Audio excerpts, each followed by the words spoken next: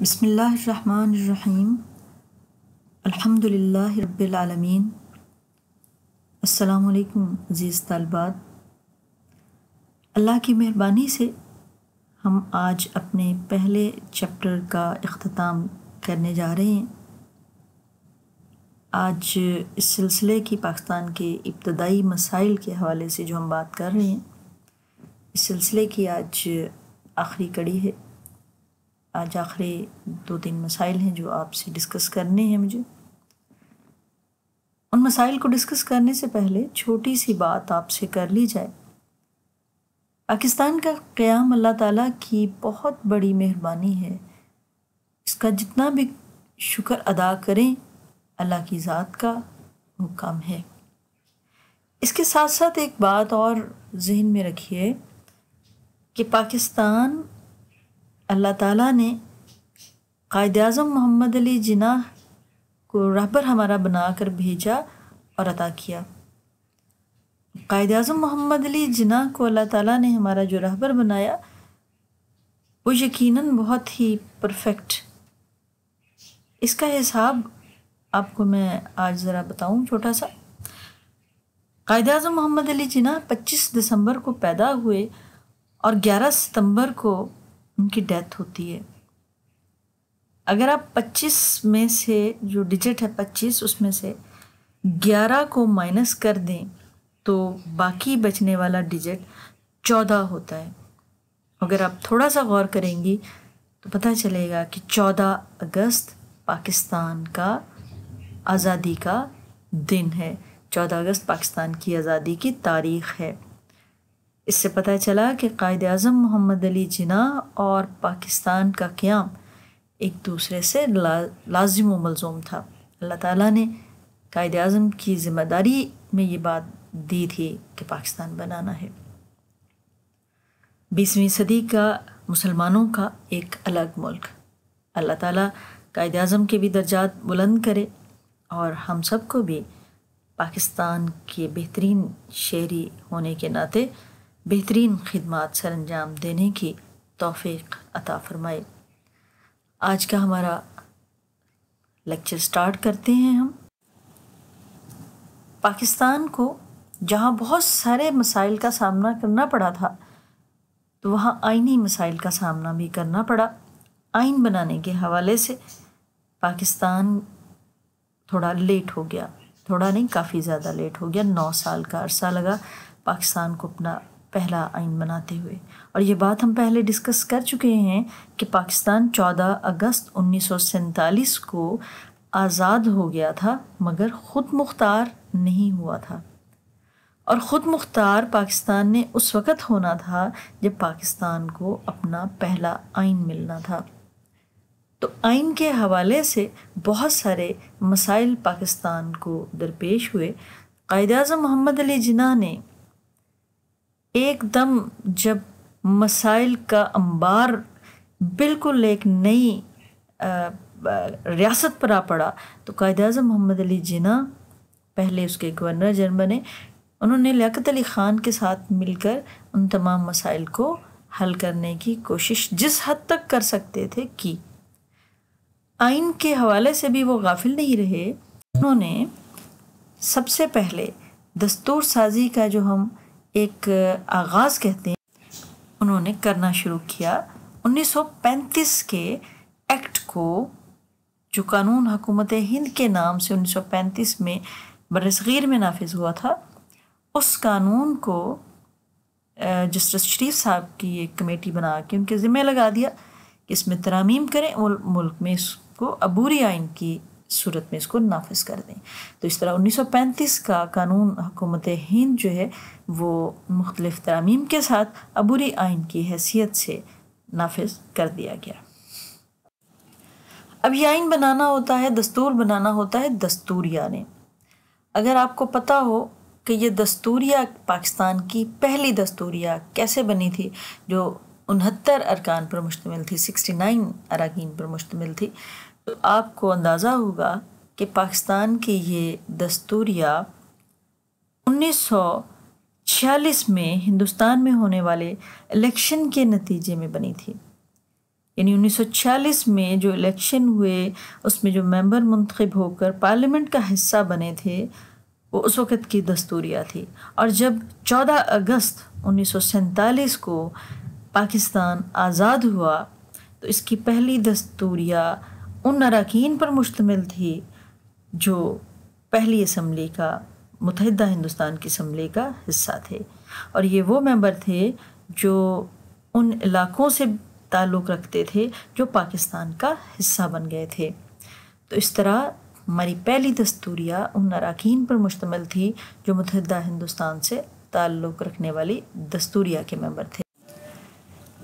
پاکستان کے قیام کے بعد ریاست بہاولپور، ریاست خیرپور، بلوچستان کی ریاستیں اور صوبہ سرحد کی ریاستیں، ان سب نے پاکستان میں شمولیت کا اعلان کر دیا۔ اس لیے دستوریہ کی 4 نشستوں میں اضافہ کیا گیا۔ مہاجرین کی آباد کاری کے بعد صوبہ پنجاب اور سندھ کی آبادی میں بھی اضافہ ہو گیا، تو 1949 میں 6 مزید نشستوں کا اضافہ کر دیا گیا۔ اس طرح دستوریہ کے ارکان کی تعداد 79 ہو گئی۔ اگلے مرحلے پر اس دستوریہ نے جو سب سے اہم کام سر انجام دیا وہ قرارداد مقاصد بنانا تھا۔ قرارداد مقاصد مارچ 1949 میں بنا کر پاس ہو گئی۔ یہ وہ فریم ورک تھا ہمارے تمام آئین بنانے کے لیے جو پہلی دستوریہ نے وضع کیا تھا۔ اسی لیے پاکستان میں آئین بنانے کے لیے جب بھی کوشش کی گئی تو قرارداد مقاصد کو دباچہ کی حیثیت حاصل رہی۔ پاکستان نے اپنا پہلا آئین 1956 میں بنایا تھا، پھر اس کے بعد 1962 میں اور پھر 1973 میں، تو سب آئینوں کا حصہ قرارداد مقاصد کو بنایا گیا۔ اس کے بعد دستوریہ نے اور ہمارے جو اس وقت کے پولیٹیشنز نے، ان سب نے مل کر بنیادی اصولوں کی کمیٹی کی صورت میں ایک، یعنی قرارداد مقاصد جب پاس ہوئی تو اسی کمیٹی نے بعد میں مزید اس میں اضافہ کرتے ہوئے 24 ارکان دستوریہ کے لے لیے گئے، مختلف پولیٹیشنز لے لیے گئے جنہوں نے وہ بنیادی اصول وضع کیے قرارداد مقاصد سے آگے بڑھ کر مزید، کیونکہ قرارداد مقاصد میں تو بالکل ابتدائی باتیں بیان کی گئی تھیں کہ جو سورنٹی ہے، جو خود مختاری ہے، جو اقتدار اعلیٰ ہے وہ اللہ تعالیٰ کی ذات کو ہے، اور پھر باقی تمام احکامات اس کے انڈر رہتے ہوئے انسان نے، یہاں کے لوگوں نے سر انجام دینی ہیں ذمہ داریاں۔ تو اس لیے بنیادی اصولوں کی کمیٹی جو ہے وہ اصول وضع کرنے کے لیے بنائی گئی کہ کیا ہونا چاہیے آئین کا حصہ۔ اسی طرح علماء نے اپنے طور پر 22 نکات پیش کیے کہ اسلامی ملک ہے اور یہاں پر اسلام کو نافذ کرنا ہے۔ آج 20ویں صدی میں، یعنی اس وقت 20ویں صدی کی مڈ تھی، تو 20ویں صدی میں رہتے ہوئے انتہائی جدت کا دور آ رہا ہے، تو اس میں ہم اسلام کو فالو کر سکتے ہیں۔ تو 22 نکات جو ہے وہ علماء نے پھر پراپر طریقے سے بنا کر دیے حکومت وقت کو۔ پھر بوگرا، محمد علی بوگرا صاحب نے اسی حوالے سے جو آئین بنانے کے لیے کوششیں ہو رہی تھیں، انہوں نے اپنا ایک فارمولہ دیا تاکہ تمام مشرقی پاکستان اور مغربی پاکستان کے لوگ بھی مطمئن ہوں اور پولیٹیشین بھی مطمئن ہوں اور ہم ایک بہترین آئین بنا سکیں۔ اسی سلسلے کی کڑی تھا بوگرا فارمولہ جو دیا گیا، اسی سلسلے کی ایک تجاویز میں بات آتی تھی پیرٹی کا اصول نافذ کرنا۔ پیرٹی کا اصول مساوات کا اصول تھا، یعنی آبادی جو ہے وہ اس کے تناسب سے پارلیمنٹ کے جو ایوان ہیں ان کی نشستوں کی تعداد کا تعین کرنا تھا۔ پہلا جو تجویز تھی بوگرا صاحب کی، اس کے مطابق پارلیمنٹ 2 ایوانوں پر مشتمل ہوگی، ایوان بالا پر اور ایوان زیریں پر۔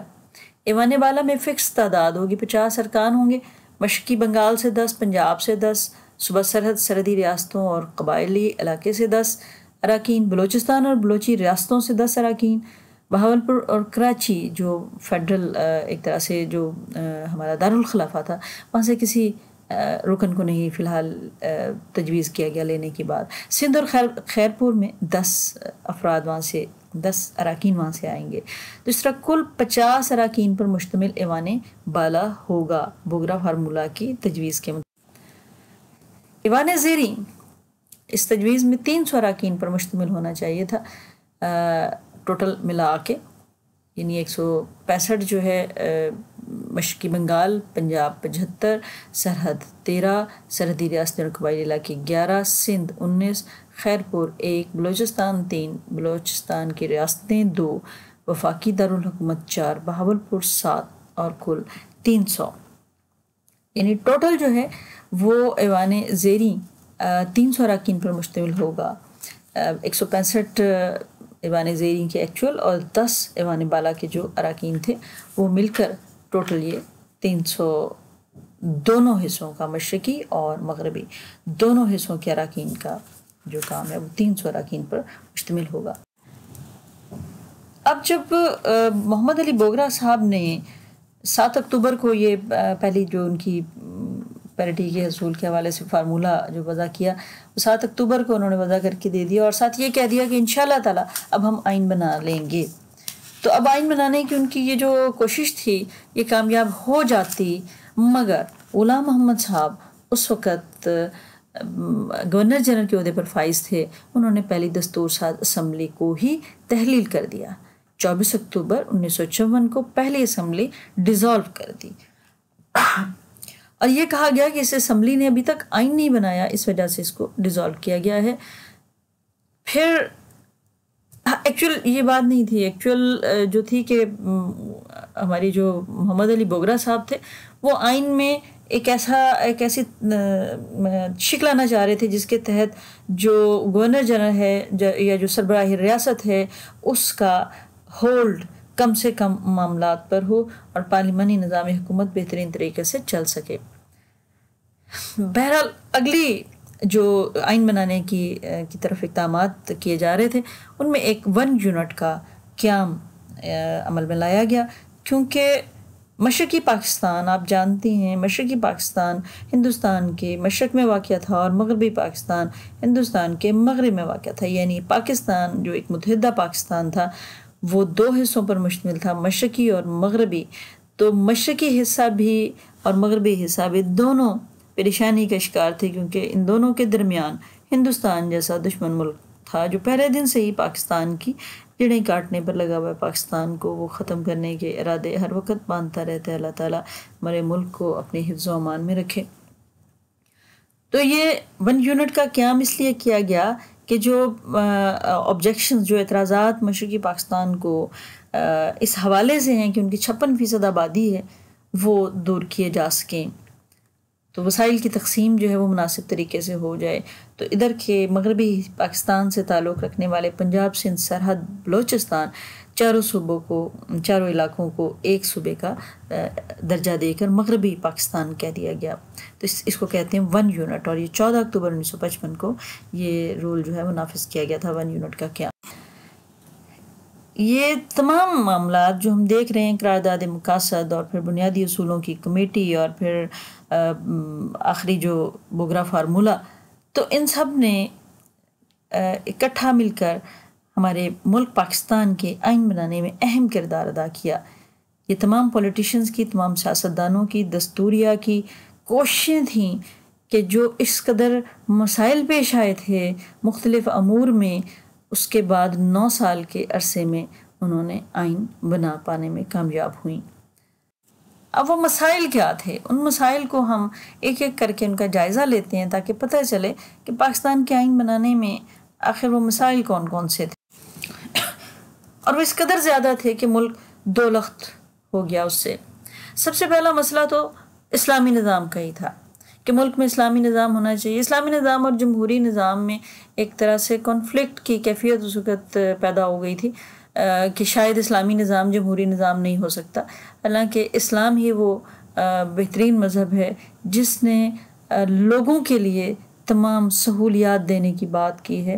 معاشرے کو بہترین بنانے کی ہر کوشش جو ہے وہ اسلام میں ہمیں نظر آتی ہے، ہر وہ حکم جو ہے وہ ہمیں اسلام میں نظر آتا ہے. تو قائد اعظم محمد علی جناح سے جب پوچھا گیا تھا کہ آئین جو ہے وہ آپ کا کیسا ہوگا، تو وہ قائد اعظم محمد علی جناح نے سیدھا یہ کہہ دیا تھا، ان سے اخبار نویس نے جب یہ پوچھا تھا تو انہوں نے کہہ دیا تھا کہ پاکستان کا دستور ابھی بننا ہے اور اسے پاکستان کی دستوریہ ہی بنائے گی۔ مجھے نہیں معلوم کہ اس دستور کی آخری شکل کیا ہوگی، لیکن اتنا یقین سے کہہ سکتا ہوں کہ یہ جمہوری نوعیت کا ہوگا اور اسلام کے بنیادی اصولوں پر مشتمل ہوگا۔ ان اصولوں کا اطلاق آج بھی انسانی زندگی پر اسی طرح ہو سکتا ہے جس طرح 1300 سال پہلے ہوا تھا۔ اسلام اور اس کے اصولوں سے ہم نے جمہوریت کا سبق سیکھا ہے۔ اسلام نے ہمیں مساوات، انصاف اور رواداری کا سبق دیا ہے۔ پاکستان کے دستور ساز اور بانی کی حیثیت سے ہم اپنی ذمہ داریوں اور فرائض سے بخوبی آگاہ ہیں۔ چنانچہ پاکستان کے قائد نے، بانی نے یہ بات کلیئر کر دی تھی کہ ہمارا جو نظام ہے وہ انشاءاللہ اسلامی نظام ہوگا۔ اب اسلامی نظام میں بہت زیادہ اختلاف پیدا کرنے کی کوششیں اس وقت کے جدیدیت کے حامل، سوچ کے حامل لوگوں نے پیدا کرنے کی کوششیں کی تھی کہ اسلامی نظام اگر خدا نخواستہ آ گیا تو پھر جو ہے وہ کیا بنے گا، اقلیتوں کا کیا بنے گا۔ یہ ایک بہت بڑا مسئلہ ان کو نظر آ رہا تھا۔ اگلا پرابلم پارلیمانی نظام کے حوالے سے ہمیں نظر آتا ہے کہ پارلیمانی نظام پاکستان کے قیام کے ساتھ پاکستان کا نظام پارلیمانی نظام تھا۔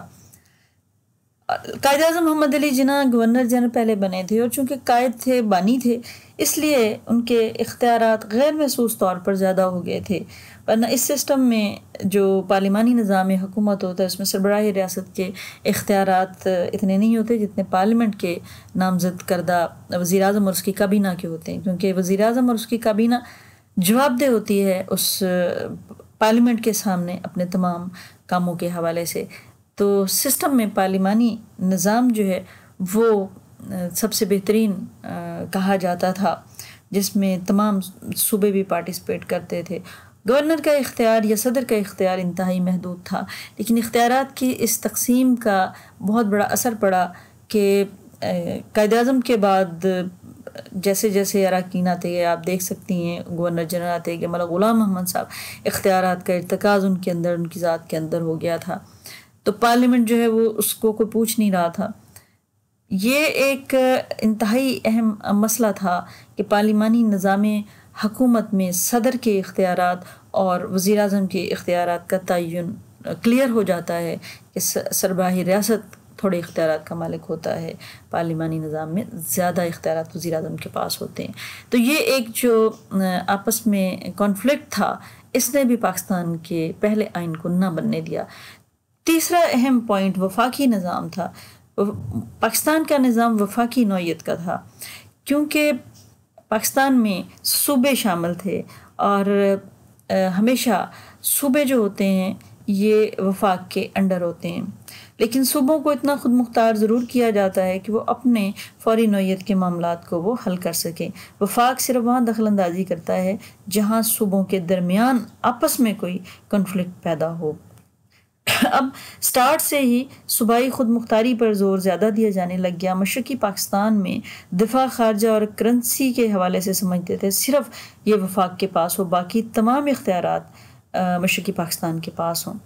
اور ایک بات ہم پڑھتے آئے ہیں کہ مشرقی پاکستان کی آبادی 56% تھی، جس میں 25% ہندو آباد تھے زیادہ، اور وہ ہندو بھی ایسے تھے جن کی ڈبل نیشنلٹی تھی، یعنی وہ بیک وقت پاکستان میں بھی رہتے تھے، پاکستان میں بھی کاروبار کرتے تھے، اور بیک وقت وہ ہندوستان کے، بھارت کے بھی شہری تھے، اور بھارت کے معاملات کو بھی وہ ویسے ہی لیتے تھے۔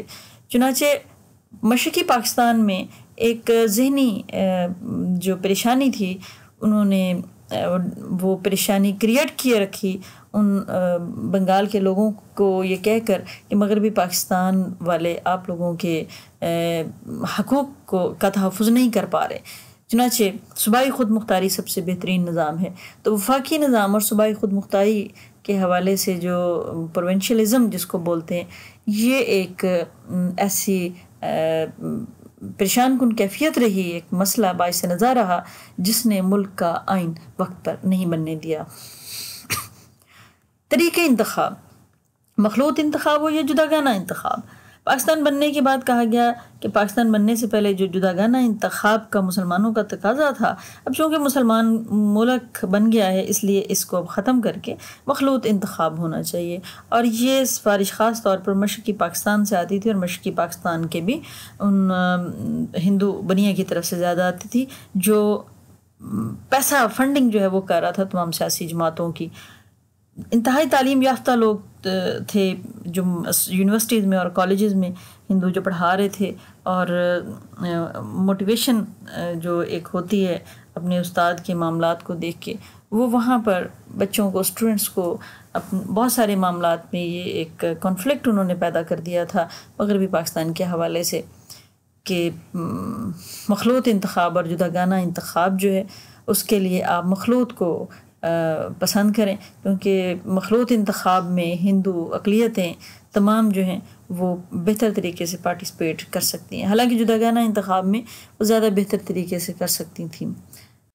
اگلا جو اہم مسئلہ جس کی وجہ سے آئین کے بننے کا سلسلہ نہ ہو سکا وہ وسائل کی تقسیم تھی.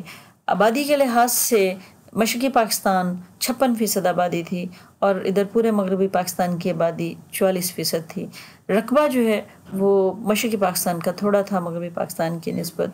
چنانچہ کہا یہ جاتا تھا عام طور پر کہ وسائل کی تقسیم صحیح طریقے سے نہیں ہو پا سکتی اگر ان کی اکثریت کو اگر آپ اقلیت میں بدل دیں گے آئین کے ذریعے. تو آئین میں کچھ ایسا رکھا جائے، نشستوں کی تعداد دستوریہ میں اتنی کہ وسائل جو ہیں وہ بہتر طریقے سے دونوں حصوں میں، دونوں علاقوں میں ٹھیک طریقے سے بھیجے جا سکیں. اور ادھر مغربی پاکستان میں بھی یہ پریشانی تھی کہ سارے صوبے ایک طرح کے نہیں تھے، نہ آبادی کے لحاظ سے، نہ رقبے کے لحاظ سے، نہ وسائل کے لحاظ سے. تو پھر اس میں ایک جو کانفلکٹ تھا پنجابی صوبائی تعصب جو تھا وہ اجاگر ہوتا چلا گیا وسائل کے حوالے سے مغربی پاکستان 1 یونٹ کے قیام کے بعد، خاص طور پر کہ پنجاب شاید تمام اس پر قابض ہوتا جا رہا ہے. تو ایک مخمصہ جو ہے وہ پیدا کر دیا گیا. جب دلوں میں شکوک پیدا ہو جائیں، جب ایک دوسرے کے لیے نفرتیں پیدا ہونا شروع ہو جائیں تو پھر معاملات سنبھلتے نہیں ہوتے، بگڑتے ہوتے ہیں جب تک ان کو سنبھالنے والا کوئی نہیں ہوتا. تو وسائل کی تقسیم نے بھی ملک کا پہلا آئین نہیں بننے دیا. زبان کا مسئلہ، یہ وہ مسئلہ تھا جو ابتدا میں ہی پاکستان کو درپیش ہو گیا تھا. قائد اعظم محمد علی جناح کو بذات خود جو ہے وہ جانا پڑا تھا مشرقی پاکستان، اور بنگالی زبان کے حوالے سے وہاں کے بچوں کو، نوجوانوں کو یہ کہنا پڑا تھا قائد اعظم محمد علی جناح کو کہ اب ہم مسلمان پاکستانی ہیں، اب ہم نہ پنجابی ہیں، نہ سندھی ہیں، نہ بلوچی، نہ پٹھان. تو اب ہماری جو زبان ہے وہ اردو ہوگی، سرکاری زبان جو سارے صوبوں میں بیک وقت بولی اور سمجھی جاتی ہے. تو یہ مسئلہ قائد اعظم کی ڈیتھ کے بعد مزید زیادہ بڑھتا چلا گیا، کیونکہ بنگالی زبان بولنے والے سمجھتے تھے کہ بنگالی 56% کی زبان ہے تو اس کو ملک کی سرکاری زبان ہونا چاہیے. اس سلسلے نے بھی پہلا پاکستان کا آئین نہیں بننے دیا، بلکہ اس وجہ سے لوگوں کے درمیان جو ہے وہ لڑائیاں جو ہیں، وہ تعصبات جو ہیں وہ پھیلتے چلے گئے، پھلتے پھولتے چلے گئے. اور پھر ہم دیکھ سکتے ہیں 1971 کا سانحہ جب پاکستان دو لخت ہو گیا. نمائندگی کا تناسب، نشستیں جو ہیں وہ مشرقی پاکستان والے سمجھتے تھے کہ ہماری آبادی کے لحاظ سے دستوریہ میں ہمیں ملنی چاہیے. یہی ایوان بالا اور ایوان زیری میں ابتدا سے ہی جو مختلف قسم کی تجویزیں آتی جا رہی تھیں، بنیادی اصولوں کی کمیٹی کی رپورٹ ہو یا بوگرا فارمولہ ہو، تو نمائندگی کا تناسب تھا جو سب سے زیادہ جس پر فوکس کیا جا رہا تھا ان تمام مندرجہ بالا امور کے ساتھ ساتھ. تو اس تناسب نے بھی پاکستان کے آئین کو وقت پر نہ بننے دیا. یہ ہمارا آئین کے حوالے سے مسائل تھے. اب آتے ہیں ایک چھوٹا سا مسئلہ ہے الیکٹریسٹی کا مسئلہ. پاکستان جب بنا تو پھر الیکٹریسٹی پاکستان جو ہے اس حوالے سے بھی شارٹیج کا شکار ہوا. اس کی وجہ کیا؟ اس کی مین وجہ یہ تھی کہ جو مسلم اکثریتی علاقے تھے جو پاکستان کو ملنے تھے، جہاں نہروں کے ہیڈ ورکس تھے، وہ تمام کے تمام ہندوستان کو دے دیے گئے. اسی طرح ایک پاور سٹیشن جہاں پر برٹش حکومت نے بنایا ہوا تھا منڈی علاقہ، وہاں مسلم اکثریتی علاقہ تھا، اس کے ارد گرد کا سارا علاقہ بھی مسلم اکثریتی علاقہ ہے، وہ بھی جب انڈیا کو دے دیے گئے سارے علاقے، تو پھر پاکستان کی بجلی جو ہے اس طرف کی وہ پاکستان کو ملنا بند۔ آپ دیکھ سکتے ہیں کہ پاکستان کی آزادی کے وقت جو الیکٹرسٹی پیدا کرنے کی صلاحیت ہے، پانی سے بجلی پیدا کرنے کی صلاحیت، وہ 30 سے 40 ملین کلو واٹ بھارت کی ہے اور پاکستان کی نصف ملین کلو واٹ ہے۔ یہ اب وہ نقشہ آپ کو میں دکھانا چاہ رہی ہوں کہ برصغیر کے مسلم اکثریت کے علاقے کون کون سے تھے۔ سبز رنگ، گہرا سبز رنگ مسلم علاقے کو شو کرتا ہے۔ 1909 میں برٹش انڈین امپائر کا یہ نقشہ جو ہے وہ دیا گیا ہے، جاری کیا گیا ہے۔ تو اس وقت آپ دیکھ سکتی ہیں کہ پاکستان کا جو علاقہ حصے میں آیا وہ انتہائی گرین کلر میں ہے، اسی طرح مشرقی پاکستان کا حصہ بھی گرین کلر میں ہے۔ تو جیسے جیسے آبادی میں ہندو شامل ہوتے جا رہے ہیں، وہاں وہاں وہ گرین کلر جو ہے وہ تھوڑا کم ہوتا جا رہا ہے، ہلکا ہوتا جا رہا ہے۔ یہ ریشو تھی، آپ اس سے اندازہ کر لیں کہ منڈی کا جو علاقہ تھا یا جو ہمارے 5 دریاؤں کی سرزمین کا جو علاقہ تھا وہ پاکستان ان کے ساتھ کس قدر کنیکٹ تھا، جو ریڈ کلف نے بددیانتی کرتے ہوئے ہندوستان کو دے دی۔ یہ کراپ کر کے میں نے تھوڑا بتانے کی کوشش کی ہے کہ امرتسر، لاہور اور اس کے اوپر جو ہے وہ گرداسپور اور منڈی کا علاقہ ہے، جو پاکستان کو گرداسپور اور یہ نہیں دیے گئے، ادھر کے علاقے ہندوستان کو دیے۔ یہ تھوڑا میں نے مزید جو ہے اس کو شہروں کے ناموں کے ساتھ بتانے کی آپ کو کوشش کی۔ تو یہ ہمارا وہ مسئلہ تھا جس نے پاکستان کے ابتدائی مسائل تو بہت زیادہ تھے، اس میں یہ بھی ایک مسئلہ جو تھا یہ ایک امپورٹنٹ مسئلہ قرار دیا جا سکتا ہے۔ اب ان سارے مسائل کے ساتھ جو سب سے اہم مسئلہ ہے لیڈرشپ نہ ہو تو پھر کچھ بھی نہیں ہو پاتا۔ تو پاکستان کی لیڈرشپ قائد اعظم محمد علی جناح کی صورت میں اللہ کی مہربانی سے تھی تو پاکستان بن گیا 1940 میں، ورنہ قائد اعظم اتنے بیمار ہو گئے تھے کہ انہوں نے اپنے ڈاکٹرز کو منع کر دیا تھا کہ کسی کو نہیں بتانا میری بیماری کا، اگر میری بیماری کا پتہ چل گیا ہندوؤں کو تو پھر ملک پاکستان نہیں بن سکتا۔ چنانچہ قائد اعظم محمد علی جناح کے ڈاکٹرز بھی انہی کی طرح کے مخلص، ہمدرد، وفادار پاکستان کے لیے بھی، تو انہوں نے اس بات کو لیک آؤٹ نہیں کیا۔ پاکستان بنانے کی جو قائد اعظم کی جدوجہد تھی اس میں ان کا بھرپور ساتھ دیا۔ قائد اعظم اللہ کی مہربانی سے 14 اگست 1947 کو پاکستان بنانے میں کامیاب ہو گئے۔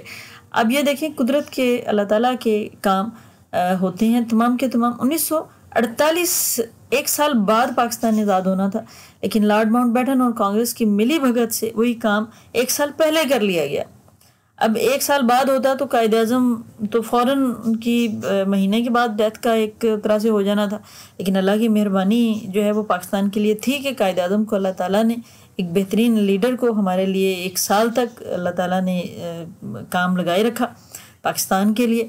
تو قائد اعظم محمد علی جناح کی جو ڈیتھ تھی اس نے پاکستان کے جو مسائل تھے ان کو حل کرنے والی جو کیفیت تھی اس میں پاکستان مشکل میں پڑ گیا قائد اعظم کی ڈیتھ کے بعد، اور جو مسئلے ایک ایک کر کے حل ہو جانے چاہیے تھے وہ بر وقت پھر لیڈرشپ کے فقدان کی وجہ سے حل نہیں ہو پائے۔ اسی لیے کہا جا سکتا ہے کہ قائد اعظم کے حوالے سے کہ بچھڑا کچھ اس ادا سے کہ رت ہی بدل گئی، ایک شخص سارے شہر کو ویران کر گیا۔ قائد اعظم محمد علی جناح کی وفات پاکستان کے ابتدائی مسائل کا ایک حصہ ہے۔ اللہ تعالیٰ قائد اعظم کے اعلیٰ درجات کرے اور ہم سب کو بھی پاکستان کے لیے بہترین شہری بننے کی توفیق عطا فرمائے۔ انشاءاللہ اگلے لیکچر کے ساتھ، اگلے لیکچر کے ساتھ انشاءاللہ حاضر ہوں گے۔ اس وقت تک کے لیے اجازت دیجیے۔ اللہ حافظ۔